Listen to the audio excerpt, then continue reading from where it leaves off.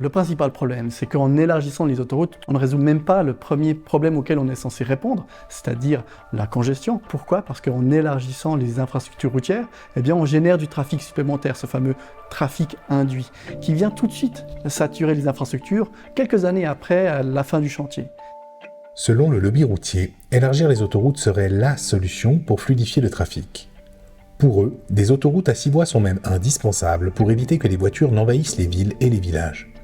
Les opposants au projet autoroutier seraient juste des anti-voitures dogmatiques qui veulent opposer les modes de transport. Parce que bien sûr, les autoroutes seraient efficaces, écologiques même, puisqu'elles réduisent les bouchons et permettent de faire circuler les voitures électriques qui vont résoudre tous nos problèmes. Et si tout cela était faux? Et si élargir les autoroutes n'allait faire qu'aggraver le problème? Pour en avoir le cœur net, nous avons confronté des experts en mobilité à quelques-uns de ces arguments. Voici leurs réponses. Élargir les autoroutes permet de répondre à la demande. Ça ne va pas créer plus de trafic. Alors en effet, lorsqu'on construit une infrastructure de transport, on répond toujours initialement à une demande. Mais on oublie souvent et très largement le fait que l'offre a une proportion extrêmement importante à stimuler la demande. C'est-à-dire lorsque vous allez créer une offre supplémentaire, eh bien vous allez générer une demande supplémentaire qui vient s'ajouter à la demande initiale que vous aviez identifiée.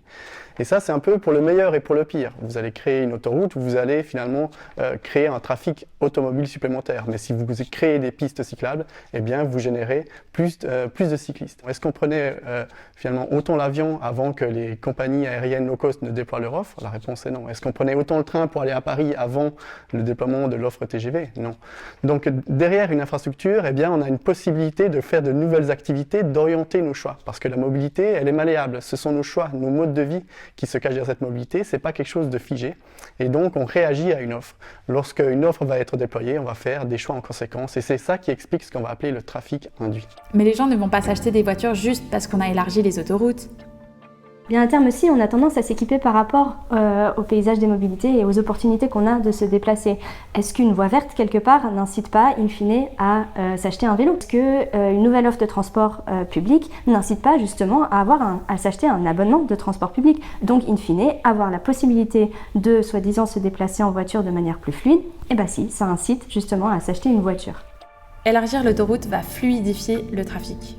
Alors aujourd'hui, la fluidité, c'est un argument qui nous est ressorti effectivement pour justifier l'élargissement des autoroutes, mais c'est un argument qui est fallacieux parce qu'on habite aujourd'hui dans des environnements qui sont beaucoup plus urbain que par le passé. On nous ressort souvent des images d'archives qui montrent l'inauguration de la Une où effectivement il y a une promesse de fluidité, une promesse de vitesse, mais ces promesses ne sont plus possibles aujourd'hui. Donc la façon de vendre les autoroutes sur la base d'une plus grande fluidité, ça ne tient plus parce qu'on sait très bien que dans notre contexte, la congestion va très rapidement réapparaître. C'est possible de la fluidité en milieu urbain, mais c'est pas possible de l'avoir avec la voiture ou les usages automobiles tant qu'ils seront restreints à une seule personne pour une voiture, ce qui est quand même la plupart du temps ce qu'il se passe concrètement. Donc si on veut effectivement retrouver une fluidité, c'est en réduisant les usages automobiles pour que ceux qui sont effectivement indispensables puissent être fluides. Élargir est indispensable pour soulager les villes et villages du trafic de transit. Alors ça, c'est une idée reçue qui mérite d'être déconstruite. En réalité, l'autoroute n'est pas une infrastructure indépendante des routes secondaires, des routes cantonales qui l'alimentent et qui sont elles-mêmes aussi alimentées par l'autoroute. Dans le cas de l'autoroute A1 entre Genève et Lausanne, on a une infrastructure qui est dans un territoire très dense, très urbanisé, avec des entrées et des sorties très proches. Ça veut dire qu'il n'y a aucun village ou aucune route qui peut être considérée comme étant épargnée par l'autoroute. Le trafic qui vient sur l'autoroute vient de ces villages et alimente ensuite en aval ces villages. On s'est intéressé finalement au nombre de déplacements qui pouvaient avoir comme destination l'autoroute. Il n'y en a pas, il y en a très peu. Il y a quelques emplois sur l'aire de la côte à Gland, c'est une quarantaine d'emplois qui sont finalement les seuls emplois dont on peut dire que le point de destination se trouve sur l'autoroute. Ça signifie que sur les 80 000 autres passagers et autres véhicules qui empruntent cette autoroute, eh bien on a des véhicules qui viennent d'ailleurs et qui vont ailleurs, qui viennent irriguer ces réseaux secondaires, réseaux cantonaux et ces réseaux de quartier également. Il ne faut pas oublier que les voies autoroutières font partie d'une hiérarchie dans le réseau routier. Les autoroutes en particulier répondent au trafic de transit, alors qu'il y a des voies qui sont plutôt là pour la desserte, c'est-à-dire sortir de chez soi. En élargissant l'autoroute, on peut penser par exemple à l'échangeur de Nyon, il va aussi falloir élargir ces différentes infrastructures pour que le nouveau trafic sur l'autoroute puisse ensuite se déverser dans les différentes localités, ce qui va donc augmenter aussi au final le trafic dans ces différentes communes. Les gens qui sont sur l'autoroute vont travailler. Ils n'ont pas d'autre choix. Et c'est une idée qu'on entend souvent, le fait que l'autoroute sert principalement aux gens pour aller travailler, mais en réalité, ce n'est pas le cas. Lorsqu'on s'intéresse aux usages de cette autoroute, on remarque que le motif travail ne représente que 26% des usages. Tout le reste, ce sont d'autres motifs, des motifs moins contraints, le motif loisir en particulier, et aussi les achats. C'est-à-dire des activités beaucoup moins contraintes, pour lesquelles on a plus de choix dans le lieu de destination, mais aussi dans le mode et dans l'horaire dans lequel on réalise cette mobilité. Si on élargit l'autoroute, eh bien, on va surtout l'utiliser pour une mobilité qui est plaisante, qui n'est pas contrainte et qui sert surtout à aller en week-end. D'ailleurs, l'augmentation des bouchons le dimanche montre que finalement, ces infrastructures en Suisse, de manière générale, servent de plus en plus pour ce type de motif. Pour celles et ceux qui se disent contraints d'utiliser l'autoroute pour leur trajet domicile-travail, des trajets qu'on appelle pendulaires, souvent c'est à cause d'un manque d'alternatives. En fait, ces personnes-là nous décrivent que c'est peut-être parce que la connexion en train n'est pas assez, ou qu'il y a des temps d'attente qui sont trop importants, le manque de pistes cyclables pour un accès sécurisé en vélo, etc. Donc en fait, élargir l'autoroute, ça augmente et ça incite cette dépendance à l'automobile par manque d'alternatives. On ne fait qu'adapter nos infrastructures à l'évolution démographique. Alors, le principal problème, c'est que lorsqu'on élargit une infrastructure de ce type, on va non seulement effectivement voir un trafic qui suit l'évolution de la population, mais qui va être décuplé par rapport à ça. C'est ce qu'on a observé dans l'élargissement du Barek-Tunnel. C'est un tunnel qui se situe entre Zurich et Aarau, où le constat était en effet d'une saturation chronique de cette infrastructure. On l'a doublé en 2004. On observe que jusqu'en 2004, on suivait une tendance d'évolution du trafic parallèle à celle de la population, et à partir de là, eh bien, on a doublé cet effet-là. Donc on a aujourd'hui un trafic qui a augmenté d'environ 40%, alors que la population de ce secteur a, elle, augmenté que de 20%. Alors le problème de faire en sorte que les nouvelles voies autoroutières répondent à la croissance démographique, c'est en fait réfléchir comme dans les années 60, où on construisait de nouvelles routes pour répondre à la demande en mobilité. Le problème de cette façon de réfléchir, c'est que, elle ne tient pas compte des avantages écologiques de ces infrastructures, et que 2, c'est une très mauvaise manière de prévoir le trafic qui va être induit sur cette autoroute. Il ne faut pas opposer les modes de transport, il faut de la complémentarité. En réalité, oui, il faut opposer les modes. Parce que opposer les modes, c'est pas forcément opposer les gens. Dire qu'il ne faut pas opposer les modes, c'est comme dire qu'il ne faudrait pas opposer les chaudières à mazout avec les pompes à chaleur. Non, en réalité, il y a une technologie qui est très polluante et une autre beaucoup moins, et donc il faut remplacer l'un par l'autre. Pour la mobilité, c'est pareil, on a, en fonction des impératifs écologiques extrêmement importants qui sont les nôtres, un besoin d'orienter cette mobilité vers quelque chose de beaucoup moins polluant, tout en permettant sa réalisation dans de bonnes conditions. Le train a un avantage énorme par rapport à la route en termes de nuisance globale, c'est-à-dire en termes de CO2.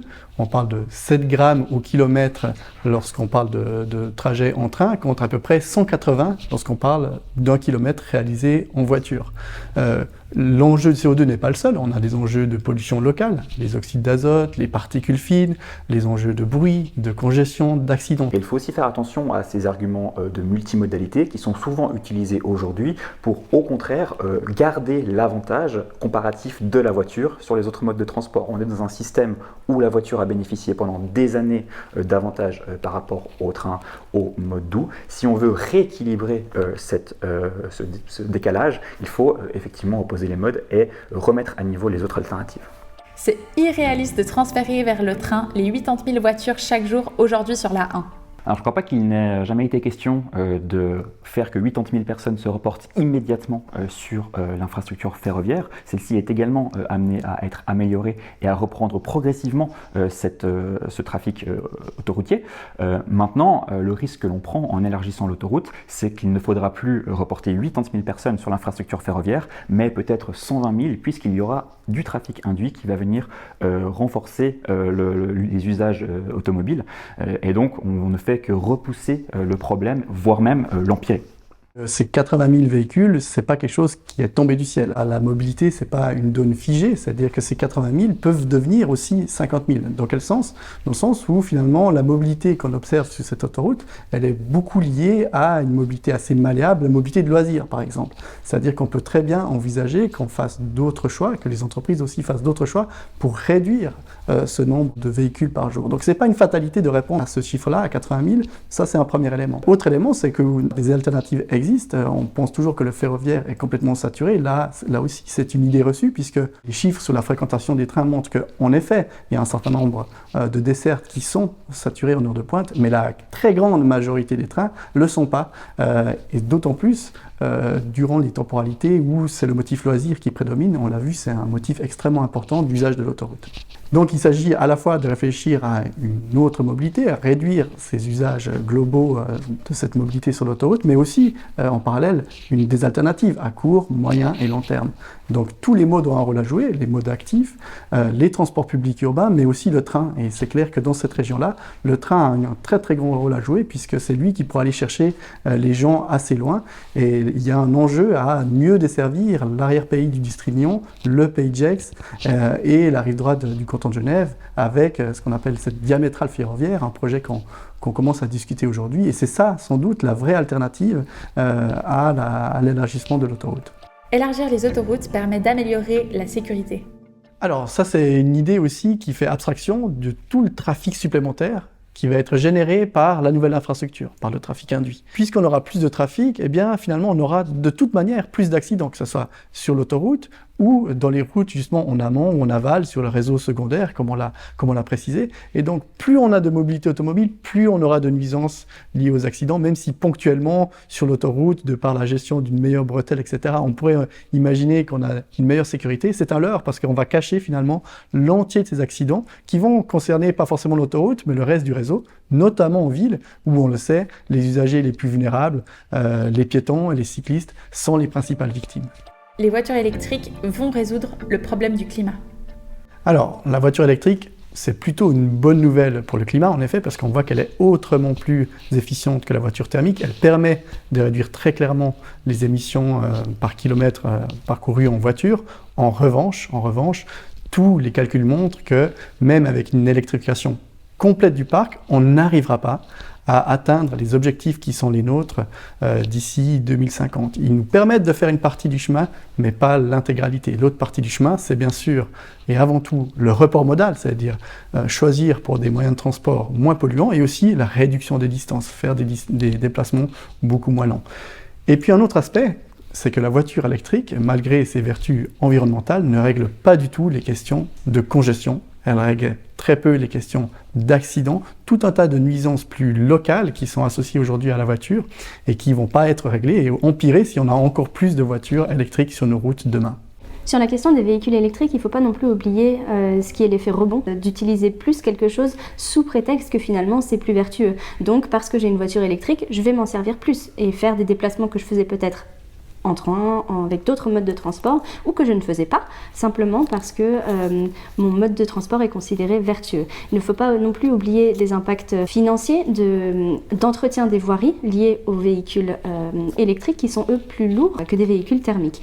Il y a aussi des problèmes donc, avec ces véhicules qui sont plus lourds, de particules de pneus qu'on retrouve beaucoup plus dans l'atmosphère parce qu'il y a une usure en fait beaucoup plus conséquente avec ces véhicules. Alors la voiture électrique, elle a bon dos parce qu'on a longtemps critiqué effectivement la pollution qui est avérée des véhicules thermiques et ça a permis finalement aux constructeurs automobiles de se reporter sur une alternative et de nous proposer d'autres formes d'automobilité qui sont certes plus vertueuses du point de vue des émissions de CO2 mais qui ont d'autres problématiques, notamment le besoin qu'elles génèrent en termes d'électricité et donc l'extraction des matériaux qui sont du lithium en particulier qui est nécessaire pour les batteries, qui va déporter en quelque sorte des problématiques notamment sociales dans les pays d'où sont extraits ces matériaux. Les bouchons, c'est pas du tout écologique. Alors ça, c'est une idée qu'on entend très fréquemment et qui a la vie dure. En réalité, toutes les contraintes qu'on va faire peser sur le système automobile de manière volontaire, c'est-à-dire par des politiques publiques de restriction de vitesse, des restrictions de places de stationnement, ou des contraintes involontaires, c'est-à-dire celles que les automobilistes eux-mêmes s'imposent par la congestion, par exemple, eh bien, toutes les contraintes au système automobile va finir par réduire la pollution automobile. Pourquoi ? Parce qu'elle va surtout provoquer le fait que les gens changent de moyen de transport, changent de comportement.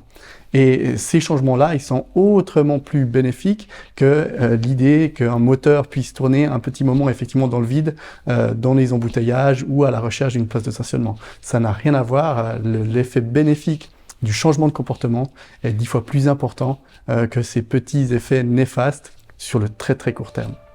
Vous ne proposez aucune autre solution à court ou moyen terme? Alors, à très court terme, une des solutions qui paraît évidente, c'est d'optimiser le taux de remplissage des véhicules. Aujourd'hui, les voitures sont très peu occupées, c'est-à-dire qu'on a sur les infrastructures routières, finalement, des gens qui occupent énormément de place. Si on passait de 1,1 à peu près aujourd'hui le taux d'occupation pour le domicile-travail, par exemple, à 1,5 ou 2 personnes par véhicule, eh bien, vous n'avez pas besoin de voies supplémentaires. Donc déjà là, vous avez un levier d'action extrêmement court terme et extrêmement efficace pour optimiser l'utilisation d'une infrastructure en question. Et puis par ailleurs, on peut très vite développer des alternatives dans les transports publics, dans les modes actifs également, parce que c'est des déplacements aussi de courte distance qui sont faits parfois sur l'autoroute. Et bien là, ça peut être développé sur des temporalités qui ne sont pas énormes, et donc on peut très bien imaginer des alternatives et voir des pratiques évoluer. D'ailleurs, c'est ce qu'on voit ces dernières années, les pratiques évoluent très rapidement. Une autre option, c'est bien sûr la vitesse. La vitesse sur ces axes est extrêmement impactante sur leur capacité à avoir du débit. Et paradoxalement, on voit qu'une vitesse plus réduite permet d'accentuer le débit, puisqu'il y a moins d'effets d'accordéon, il y a moins d'accélération, freinage, lorsqu'on roule à 80 plutôt qu'à 120. C'est d'ailleurs la raison pour laquelle, autour de toutes les agglomérations, et bien souvent, on a des vitesses plutôt réduites. Le périphérique parisien, par exemple, va passer plutôt à 70 km/h bientôt, parce qu'on a constaté qu'avec une vitesse réduite de la sorte, eh bien, on est capable d'absorber un débit plus important. Les gens ne vont jamais renoncer à leur trajet en voiture. On a pas mal parlé de trafic induit, mais en fait, ce qu'il faut savoir, c'est que le phénomène inverse, il existe tout autant. Les personnes peuvent finalement décider de se déplacer autrement, à un autre horaire, ou carrément de se déplacer avec un autre mode ou d'annuler un déplacement, voire de changer de destination. Ça, c'est ce qu'on appelle l'évaporation du trafic ou la disparition du trafic, si on veut. C'est quelque chose qu'on observe. On peut, par exemple, parler de la fermeture des tunnels autoroutiers de Glion, où on a effectivement observé jusqu'à 25% de trafic disparu pendant les travaux. Après, ce qui s'est passé dans ce cas-là, c'est que les mesures qui avaient été mises en place, les alternatives quelque part sur le ferroviaire, etc., pour se déplacer autrement, eh bien, se sont arrêtés au moment de la réouverture des tunnels. On a donc observé une remontée en charge au niveau des charges de trafic qu'il y avait avant la fermeture des tunnels, quasiment instantanément. Alors ce qu'on a aussi constaté, c'est que finalement la charge de trafic qu'on observe après la réouverture des tunnels, donc la capacité routière est rétablie, et bien finalement le fait d'avoir eu des travaux, ça a quand même créé un déclenchement pour de nouveaux comportements de mobilité, donc des automobilistes qui se sont orientés vers d'autres modes, d'autres destinations, etc., qui ont finalement laissé la place à d'autres automobilistes, nouveaux automobilistes si on veut, qui eux ont pris la place entre guillemets libérée par d'autres. Donc ce qu'on voit, c'est que même sans augmenter la capacité routière, on a quand même induit des nouveaux comportements d'automobilité avec ces travaux. On a vraiment besoin de ces élargissements maintenant. Il ne faut pas oublier que ces infrastructures, ces méga projets qu'on construit, qui prennent du temps à construire, enfin je veux dire entre les études, etc., la réalisation des travaux jusqu'à la mise en œuvre, ça prend beaucoup de temps. On ne construit pas ces infrastructures pour la population d'aujourd'hui, mais bien pour celle de demain. Et avec le renouvellement de la population, ce sont d'autres personnes, ce sont des personnes qui auront vieilli, qui seront dans d'autres phases de vie avec d'autres besoins pour lesquels on construit à terme. Et donc c'est d'autres besoins que les besoins qu'on peut avoir actuellement qu'il faut considérer dans ce genre de projet. In fine, les élargissements autoroutiers, c'est peut-être pas ce qui va justement répondre à des besoins futurs dans un autre contexte, et notamment avec tous les enjeux climatiques vers lesquels on tend. Vous vous opposez au progrès. Alors ça dépend complètement de la manière dont on définit la notion de progrès. Si on conserve effectivement une définition du progrès qui est celle des autoroutes des années 70, alors en effet, les autoroutes nous font progresser d'un point de vue économique parce qu'elles stimulent la mobilité. Maintenant, pour répondre à la demande de mobilité, les autoroutes ne sont non seulement pas nécessaires, il existe des alternatives qui permettent de répondre à cette demande et donc de participer à la santé économique de notre pays. Nous pouvons aussi décider de redéfinir la question du progrès ou la notion du progrès en intégrant notamment la dimension écologique qui pendant longtemps en a été absente, alors qu'on peut tous se dire qu'il serait aussi bon de non seulement répondre aux besoins économiques de notre pays, mais également à la lutte contre le réchauffement climatique. La voiture, c'est la liberté.